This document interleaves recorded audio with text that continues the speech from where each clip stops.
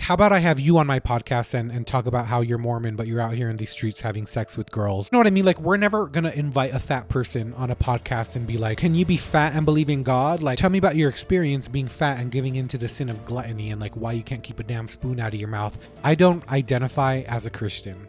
I look back now and I'm like, okay, that was actually crazy. There could have been a baby in the car that wasn't in the car seat that flew out the window, because here's my crazy ass. Did God make sage? Of course. God created everything that we have on this earth. And I like to look at it like this. Would you do that in your church? Would you do that in your temples? Why isn't a prayer strong enough for you? You guys think that like demons or like negative spirits, like they only show up and make you feel darkness. Satan shows up as a light. Hi everyone, welcome back to the Casualty podcast. My name is CreditKona and welcome to episode 5. And also, thank you so much for the support, you guys. It's officially been 1 month since I started this podcast, and I've actually really enjoyed it way more than I thought I would. Another thing I realized too is that you guys really look forward to hearing just me. I started this podcast because I was like, I want to share other people's stories. I want to do interviews and stuff like that. But I quickly realized that what entices people to watch the show is actually me. So thank you so much. I decided to do one episode a month of just me, and then the other two, whatever. The rest will be me with guests. And also, it's really good for me to have a relationship with you guys. Like, hello, this is my podcast that you guys are watching. I really appreciate the support is what I'm trying to say, because it means a lot. One thing I realized too is that on Apple Podcasts is people that listen on Apple Podcasts, people that listen on Apple Podcasts are definitely more engaged, meaning they're leaving reviews and they're rating the show and stuff like that. But I actually have more listeners coming from Spotify that actually are not that engaged. So if you guys can it would help out so much, from a beginning podcaster, if you guys can rate the show if you haven't already, leave a review if you can on Spotify, Apple Podcasts, or even YouTube if you watch this on YouTube as well. YouTube, I would say, is my second most viewed. Third, ironically, is Apple Podcasts. I don't know, maybe I'm reading the fucking metrics wrong. And the more I get into this show and the more I start learning the analytics of the show, it actually makes me really exciting. It's just really fun, starting something and watching something grow.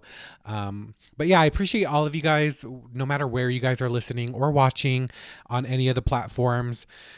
It means so much if you guys could leave a review or, your thoughts. I mean, I'm 5 episodes in by now. You guys get a pretty good gist. Obviously, there's so much to learn, and so every day I'm learning. Every guest that I have on, I'm learning. And so and every time I'm editing, yes, because I am editing these myself, I'm learning. And so I'm like, okay, I need to stop saying certain shit, some filler words. And anyway, all in good fun and all in growing something completely new. And this has literally become my new passion project. It's something that I really look forward to recording or even having on guests. And I have so many more amazing guests coming, you guys.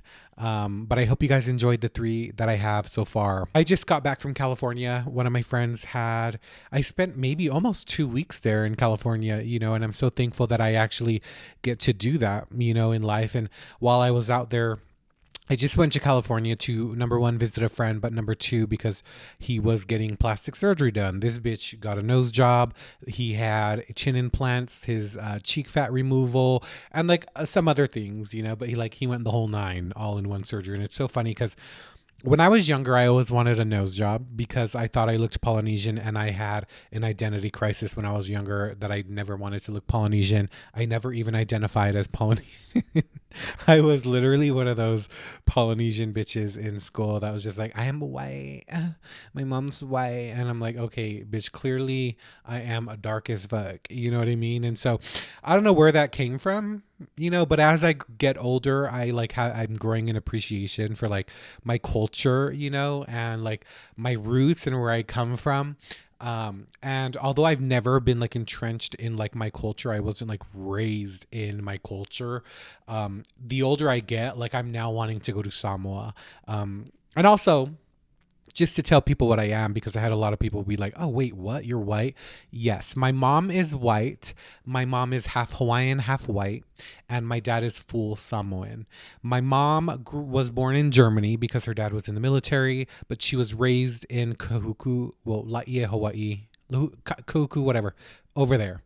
And my dad was born in, I forget if it American Samoa. My dad was born in American Samoa, but he was raised in Kahuku, Hawaii. My parents met in Laie, Hawaii, working at PCC. I don't know what my dad did. I know my mom was like a server at the buffet. They both graduated from Kahuku. That's pretty much me and where I came from. So half white, half Hawaiian, and then my dad is Samoan. Does that make sense? So I normally just say I'm half white because it's just easier, you know. But those are pretty much my roots. But where was I going with this? Oh yeah, the nose job. I always wanted a nose job, but I'm like, the one thing that made me not want to do it anymore is I YouTubed a rhinoplasty and how they actually do it. And if you guys have never seen that and you want to be grossed out, go on YouTube and look up how they do a rhinoplasty. Ever since that video that I saw in high school, I was like, never will I get a rhinoplasty. And you know, I'm so glad I didn't. And so I also speak a lot about like work that I've had done on Instagram, if you guys don't follow me. And I posted when I was in California a before and after of like what I used to look like 6 years ago compared to now. And people were like shook. And if you're watching this on Spotify or YouTube, I'll post a picture right here. But here was me 6 years ago versus me in California at the plastic surgeon's office. But work that I have done, because I haven't actually had any like major surgeries. Okay. Most of the work that I've had done is just all cosmetic. So I got my teeth done. That was the biggest thing that I ever did. And I'm actually so grateful that I got my teeth done, because I was actually always so insecure about my smile. But I didn't realize how deep that insecurity was until I actually got my teeth done. And then I'm like, oh my God, I look amazing. And then I now look back at pictures of myself and I was like, wow, that was one ugly bitch. And like, I really was actually really insecure about my smile. I never smiled, you guys. Like, even when I first got my veneers done, like I had to learn how to smile, because I never showed my teeth. I was one of the, you know, I didn't even have, my teeth weren't bad, but like they weren't a 10 out of 10, you know, they were crooked. They were not cute. And so I've had my teeth done. And then the others have been just really like fillers, right? So I've had cheek implants, cheek fillers, jaw fillers, lip fillers. I've had Botox pretty much everywhere in my face. And so it's pretty much just been cosmetic. I've never done any like facial surgeries, you guys.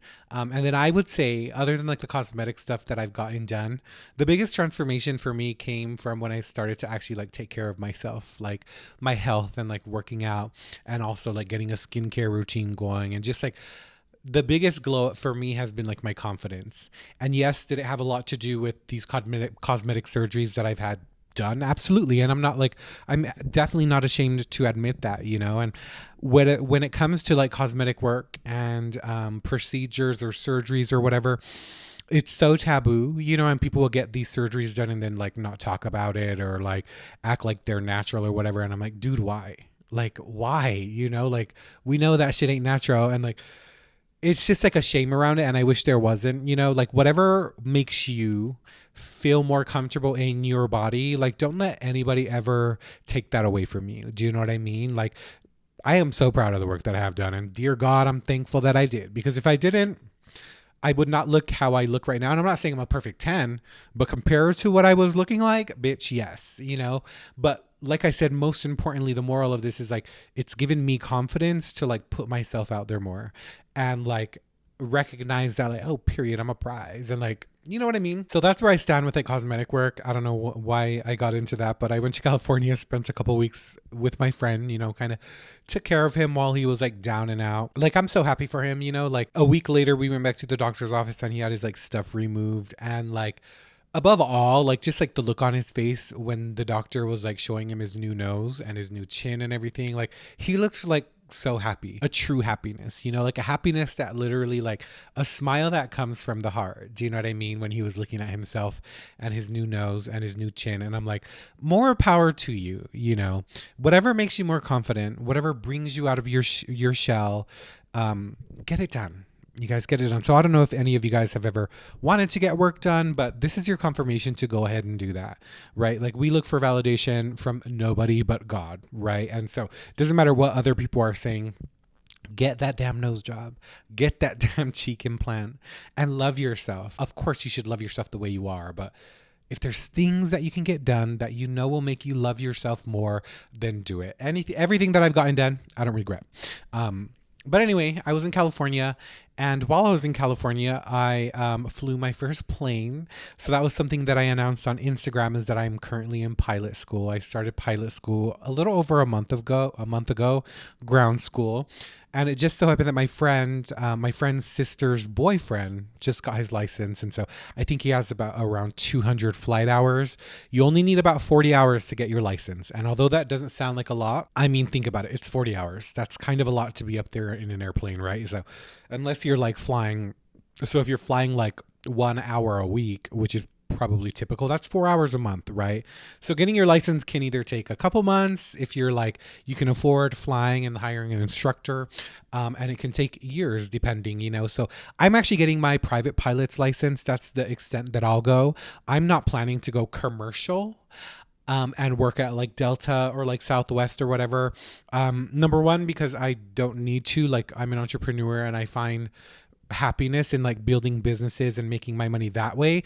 The pilot thing is really just a recreational thing for me. I follow a huge community of young people, like 20s, right? Under 30s that have their pilot's license. And clearly they come from like families of wealth, but the moral is like they live a life that like is amazing.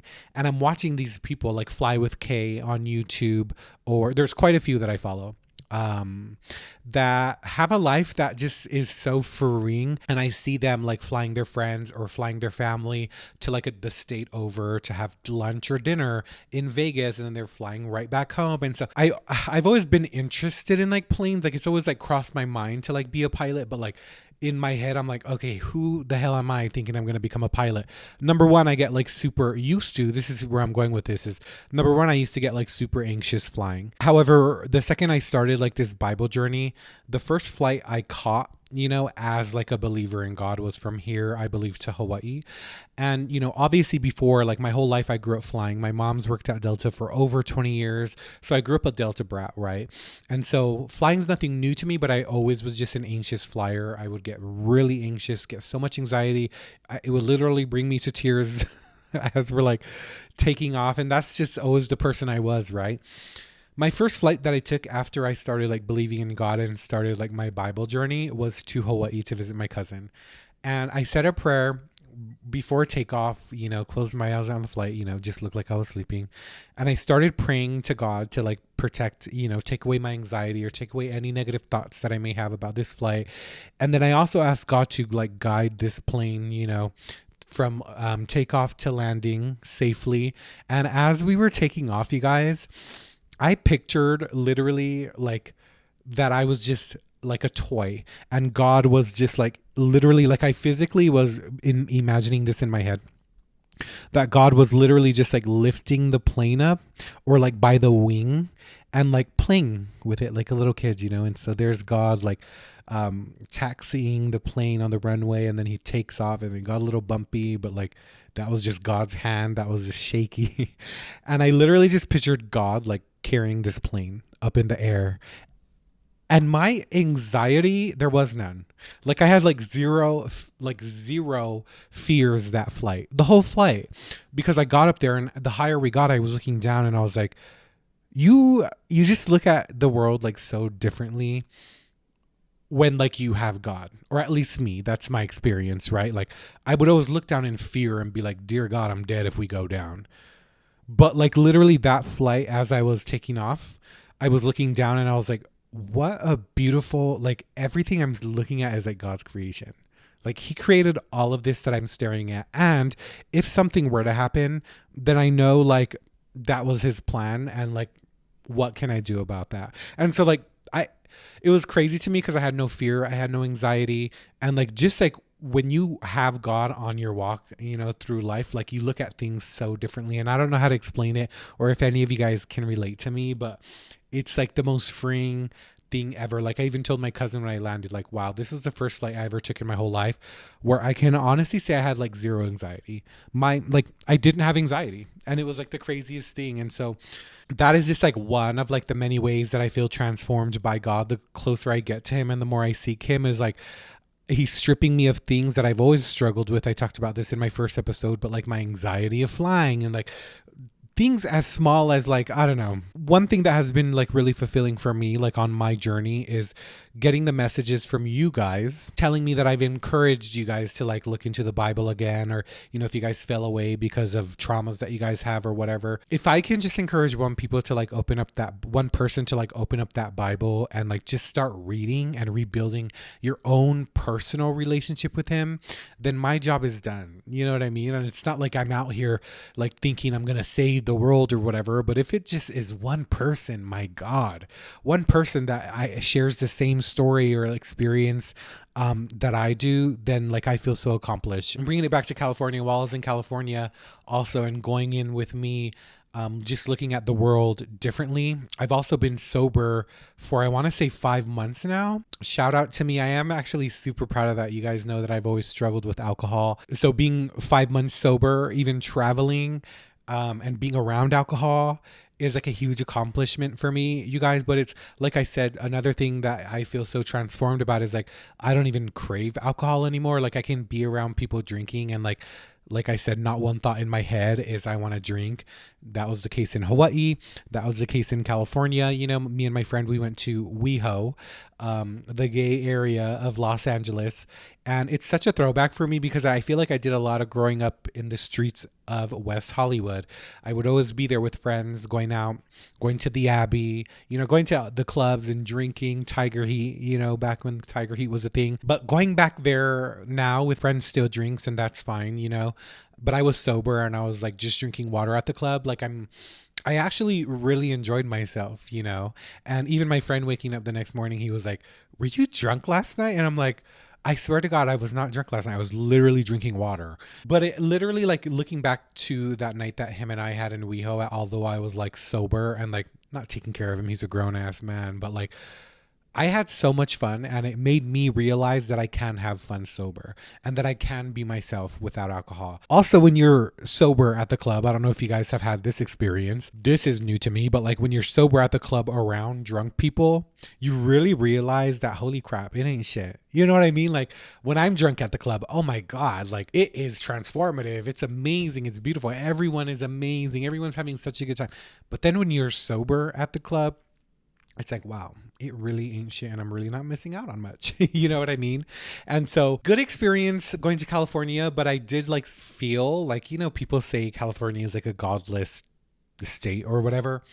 And I hate language like that, you guys, even coming from like people who believe in God. Like I don't like language like that, but like being there in California sober for the first time in my literal life, I was like, yeah, it almost feels like soulless, like godless, you know what I mean? And all that to say that I'm thankful that I found God, and that I'm thankful he's showing me his grace, showing me a lot, exposing a lot in me that I need to work on, you guys. I will have to admit that like my biggest thing that I struggle with is I am very quick to anger. And the Bible that I have, just ironically, has Psalm 103:8 on it, where it says, "The Lord is merciful and gracious, slow to anger, and plenteous in mercy." Because me, you guys, and my quickness to anger, I know is like the one thing that I need to work on. At least for me, you know, my anger has led me to do a lot of things that I not regret, but like should have never done. Like we like to say maybe, oh my gosh, it's like a Samoan thing, you know, we're hot-headed or whatever, but I actually think it's a trauma thing. Anyway, just like, for example, there was this one time last year or 2 years ago where somebody cut me off. I was driving in South Jordan, and not just cut me off, but cut me off and brake checked me hella hard, because obviously I didn't automatically like start slowing down. I was like, what the fuck? Brake checked me so hard. Obviously I braked. I was like, what the fuck? Pissed. But I was going the normal speed, and she does it again. And guess what I do? Pedal to the metal, bitch. I gassed it straight into the back of her car. Not once, twice, because she brake checked me again. And I just accelerated that bitch into the back of her car twice. And the crunch that it made, the feeling of this is why I'm working on it. The feeling and the sound of the crunch twice on the car, and seeing her head bounce back and forth as she's trying to control her car now because it's like this, was the most satisfying thing that I've ever experienced in life. Obviously, my car has the brake sensor, so it was like braking to, collision prevention, and I just accelerated through that bitch twice. And I felt fucking amazing. I'm not going to lie. I look back now and I'm like, okay, that was actually crazy. Like, there could have been a baby in the car. You know what I mean? Like, a baby that wasn't in a car seat that flew out the window because here's my crazy ass. You know what I mean? Anyway, apparently I scared her so much that she didn't stop the car. So she kept going, and so I kept following her. So I picked up the phone, and I'm on the phone with 911. I'm like, this bitch just brake checked me, and I hit her twice, and she is not stopping. I'm following her through this road. We're on Redwood Road now, blah, blah. Long story short, she took off. I went to the gas station at the direction of the 911 operator and waited for the cops, filled out my report. And then as I was leaving, she actually came back with her dad. And I was like, oh, God, I should have left sooner. She was faulted by the police officer. Number one, she took off. Number two, I told the police officer, she literally brake checked me twice, and then I hit her and she took off. Like, period. You know what you were doing. That's just like one example of how quick I am to anger. And it actually, like, looking back a couple months after that, I looked back at that, instance, and I was like, wow, that was scary. That I literally was having just a grand old day driving to get my nails done. Somebody cuts me off, and then boom, 0 to 100 real quick. Like, we like to laugh about that, but like in my life, 0 to 100 is a real thing. And I'm trying to control that. So it's not 0 to 100, because there is no space in between my emotion and then my action, right? Like, I feel an emotion, I'm acting. But I think what is a little tip for you guys, and something I'm learning, is the more space you create between an emotion and an action, the better.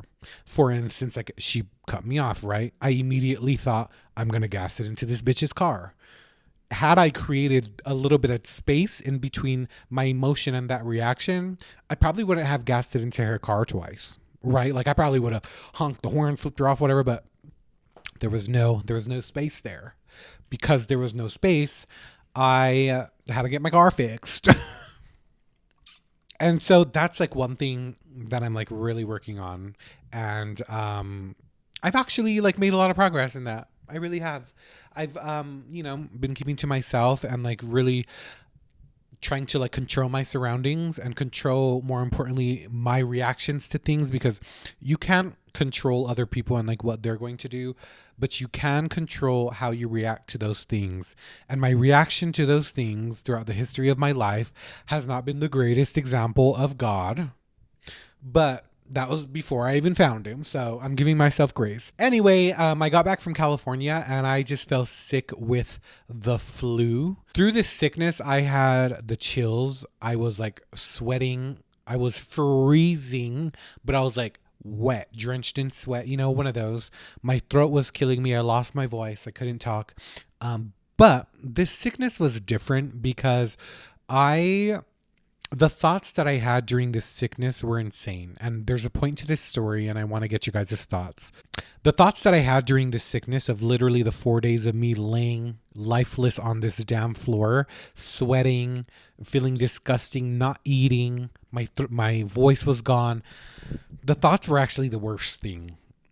And the thoughts were like thoughts that I've never experienced with any other sickness, you guys. Like, sure, we get sick and we're like, oh my God, I hate life, right? But this sickness was like, the thoughts that I had were insane. Like, I literally had voices in my head telling me that I need to leave, that like this literal apartment, like I don't belong here, like I need to go, like just like evil thoughts, right? And so I'm telling my cousin this on the phone. I call her. She's part of my counsel of God, when I just need some counsel. And she's telling me like, well, how'd you even get sick in the first? Well, first of all, I just thought I got sick because I was like traveling. But then I start telling her, well, I traveled, came home, had a full day to myself. And then the next day I went out with a friend and I went to somebody's house, and this person, I allowed them to read my aura. And my cousin goes, that makes sense. You allowed someone to read your aura. Therefore, you opened that portal for something negative to dwell in your spirit, in your heart, in your mind. And you guys know auras, sage crystals, tarot cards. It's nothing new to me, right? That's literally what I was doing or where I came from before I picked up the Bible and started my God journey. And the second she said that, I was like, oh my God. Like, why do I feel like that makes sense, right? Like, I had a whole day where I was feeling amazing. Got back from California. I was supposed to be in Florida the next day. And then after this experience where I let this person read my aura, I therefore opened that portal into my spirit, into my soul, into my body for a demon or a negative spirit to dwell in it. But it's not necessarily just like the reading of the aura color, but we got into a little bit of an argument about that, right? Because obviously, like I said, I came from that. I'm nothing new to that world. But since on my God journey, I have a very strong opinion about tarot cards and reading your aura color and burning sage. Like my opinion of that is very strong. And I feel like it is, I hate to use the word demonic, but I feel like it is demonic. Those things are just ways of opening up maybe portals that we're not supposed to. You know what I mean? And the kickback that I always receive with that is, well, God gave us these tools to blah, blah, blah. Long story short, this person said that God anointed her sage. And that's something that I have a really hard time believing in. I posted a poll on Instagram about this, and literally 98% of people agreed, where they believe that sage and crystals and tarot cards demonic. And then there was literally like 3% that said it's not demonic. And it's funny because those people that all said it wasn't demonic, there was a common theme among all of them. And I don't want to say it, but there was a common theme among them and their beliefs. And so it just made me feel like, okay, I'm not alone in this, when hundreds of other people were like, they agree with me on this standpoint. And I really do feel like it is. Did God make sage? Of course. God created everything that we have on this earth. Did God make sage to use in that type of ritualistic ceremony? No, I strongly don't believe he did. And I like to look at it like this, for people who are still burning sage and like believing in the crystals and reading the tarot cards, would you do that in your church? Would you do that in your temples? Because a lot of the time people tell me it's just to create clean energy, or it's just another way to communicate with God. Would you go into your chapel during a Sunday service and start saging, or bust out your tarot cards, or bust out your crystals because you're trying to clear the energy? My comeback to that is always like, why isn't prayer enough? Like, is prayer not enough for you? Like, when people tell me that they're burning sage to like cleanse the energy or cleanse their spirit, why isn't a prayer strong enough for you? I struggle with that now, and I hope this doesn't sound hypocritical, because I came from that world. I used to burn the sage. I used to believe in the crystals, but the feeling of comfort, and trust me, I know that feeling of comfort from burning sage or having your tarot cards read or certain crystals. I know that feeling of comfort that it gives you, because I've experienced a feeling of comfort when I was doing those things. But now that I have a relationship with God, I am realizing that feeling of comfort wasn't coming from God. That feeling of comfort was from the adversary. He's making you feel comforted. He wants to keep you there. He wants to keep you away from Jesus and his gospel. Of course he's going to do that. You guys think that like demons or like negative spirits, like they only show up in like, and make you feel darkness or make you feel anger or make you feel sadness, when in reality, like, Satan shows up as a light. He makes you feel comfortable. He makes you feel loved and cleansed and close to God and close to your ones that have passed away. He's mimicking those people. Of course, he's making you feel that he wants to keep you there, because the closer you are over there, the farther you are from God. And I sometimes struggle with that, because I'm like, how do I believe in this but also not sound like I'm losing my mind, right? Like, there's a certain point in believing in God where even I, as somebody who does believe in God now, look at other people who believe in God, and I'm like, okay, wow, you are losing your mind. You know what I mean? So I asked this to a cousin the other day. I was like, where do you find balance in like your belief in God and not sounding actually psychotic? And she literally said, there is none. And so I'm realizing that like, in order for me to like believe in God and speak the gospel of Jesus Christ, like I almost have to expect people to look at me and, you know, hear me and think I'm like crazy, think I'm like psycho, you know what I mean, for my beliefs. And so when she said that, I immediately believed it, and I immediately felt like, you know, not just the action of this person reading my aura, but because I had such a visceral reaction to her beliefs and saying God anointed her sage, I fell into anger, and I allowed that myself. She didn't do that to me. I allowed that, you know. And so this is where I have to take a stand in my life and just like rebuke anybody who uses tarot cards or sage or aura books as a way to like cleanse your soul or cleanse the room or whatever. I'm like, why not say a prayer? In my life, and this is just my belief, God is enough for me. I know that if the energy is shitty in the room or I'm feeling something negative dwelling in this room, all I have to do is say a prayer. I don't have to burn sage. I don't have to bring a crystal out or have somebody read my aura. That is just my belief. It's a fine line between people who believe in God, but you're also like playing on that fine line of boundaries, right? Where it's like, so I don't know. What do you guys think of that? I guess is what I'm trying to say is, what do you guys think of that? If you guys can comment on any platform you're watching on, let me know what you think of that. Because when I first started this journey, I still had my sage and my tarot cards and my crystals, but you know, I actually threw all of that stuff away. And my cousin did as well. You guys, she had thousands of dollars worth of like a shrine with like crystals and sage and incense and, you know, all that stuff. But she donated all of that to the Goodwill. And so that's just where I stand now, and I'm convicted in it. My belief is that God is enough. I don't have to sage a room. I don't have to bring out a crystal. And any discernment that I get about somebody is coming from God. It's not coming from the aura color that I see around them. It's not coming from any of that. And so although people like to say that these are just certain tools and this is how they connect with God, I just want to caution. The Bible clearly states to stay away from those things. And speaking of the Bible, every time I open the Bible, I don't know how you guys read the Bible, but I read it like a book. I don't jump around. I don't read just like little scriptures and then I'm done. Like I literally read it like a book, right? And so wherever I leave off is literally where I pick up. And sometimes I go like a day, a couple weeks without reading the Bible. But the second I pick up the damn Bible, sorry to curse the name, but the second I pick up the Bible and continue where I left off, this has happened so many times. And let me know if this has happened with you guys. But I open up and start reading where I left off. And it literally applies to exactly what I'm feeling in the moment or what I just went through that week or that couple days or that day. And I literally have had moments where I open the Bible, start reading, and I'm like, oh, I literally look up and I'm like, are you fucking joking me? It's just like crazy that like I'll be struggling with something or like have questions on my mind, and like then I'll pick up the Bible and it's exactly like, for instance, with this whole kind of argument that I got into with this person who believes God anointed their sage.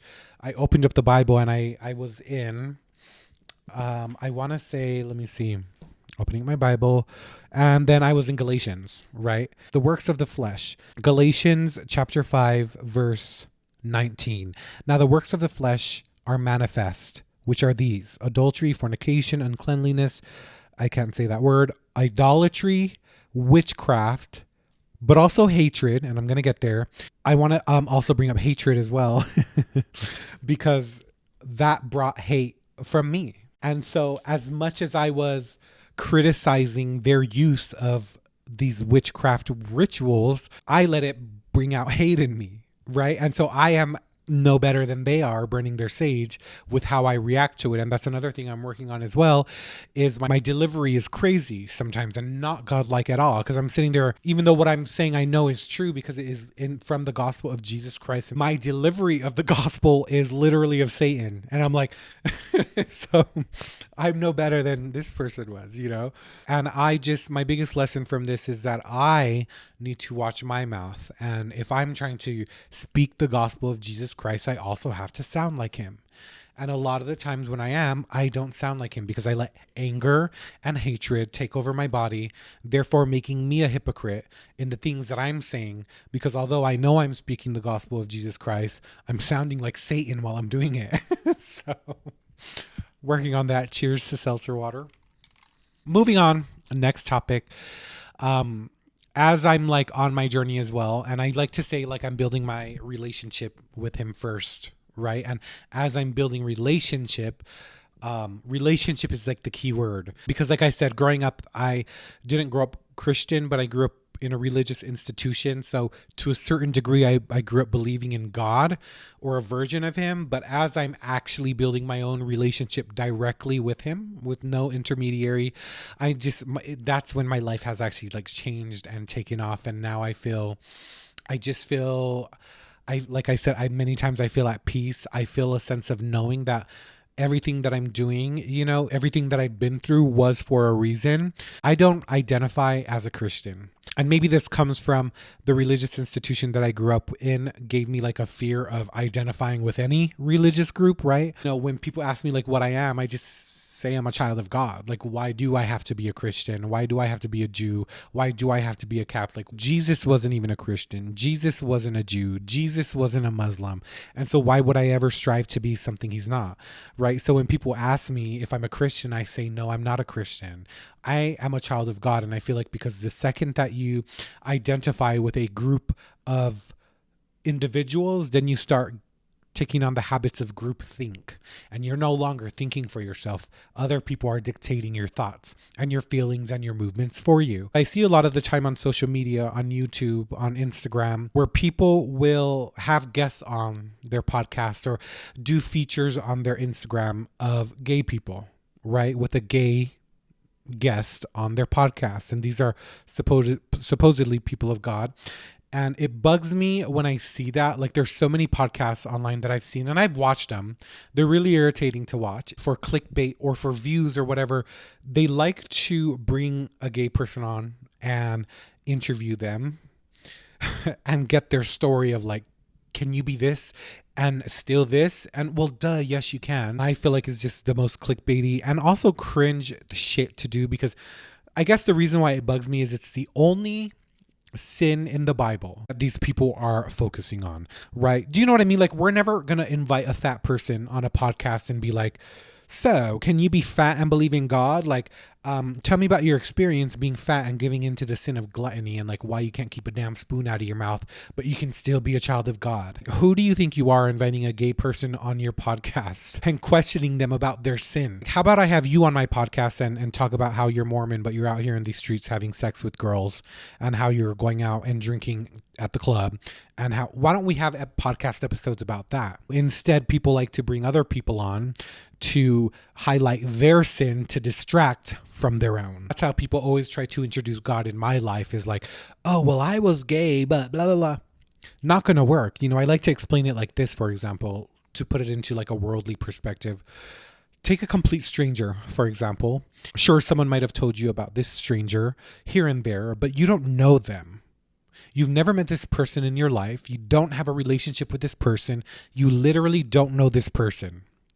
Now this person that you have absolutely no relationship with is giving you a set of guidelines to abide by, versus someone you have met and someone you have a deep connection and relationship with. This person you know and love, and you know that the love this person has for you is deeper than anyone can ever express here on this physical world. This person is giving you the same set of guidelines to abide by. Who are you going to listen to? And although they're the same exact person, I'm talking about God, the difference here is relationship. Faith didn't get me to where I am. Relationship did. I don't have faith, I have a knowing. Faith didn't get me here. And I feel like I don't even like the word faith, because I feel like faith is a religious word. I know it's many times in the Bible as well, but this is just my outlook on it. So hear me out. As believers in Christ, we tell others, oh, you just have to have faith. But I'm not sure I even like that word, because subconsciously the word faith has an adverse effect to the non-believer. To the non-believer, faith means, Oh, you just have to blindly believe. It doesn't matter if you understand it or not. You just have to believe. Like, you just have to. You know, it's like this set of rules that I'm trying to tell you. You just have to have faith that it's real. But it's like, no, like Jesus wants us to have a personal relationship with him. I questioned God in the Bible for months up until I said that prayer at my table, and it completely changed my life. I even look at the way God revealed himself to me through the Holy Spirit while I said that prayer at the table. For months I was saying prayers and I didn't feel shit. For months I was saying prayers still doubting and questioning. But it wasn't until that prayer I said at the table for somebody else where he showed me himself through the Holy Spirit. Because prior to, I was only praying for myself. I was praying for me to be delivered from anxiety. I was praying for, show me a sign, God. I was praying for me. He did not show me himself until I prayed for somebody else. So even that little example right there taught me a huge lesson of selflessness, you know, and putting others before you and praying for others. Like, how is it that the most powerful prayer in my life was when I was praying for somebody else and not myself? And that is God right there. We will never bring people to God by first highlighting their sin and telling them what they can or can't be. Yes, the Bible says many things about sin, you know, and the lifestyles that we live, but just get to know him. Just read the Bible.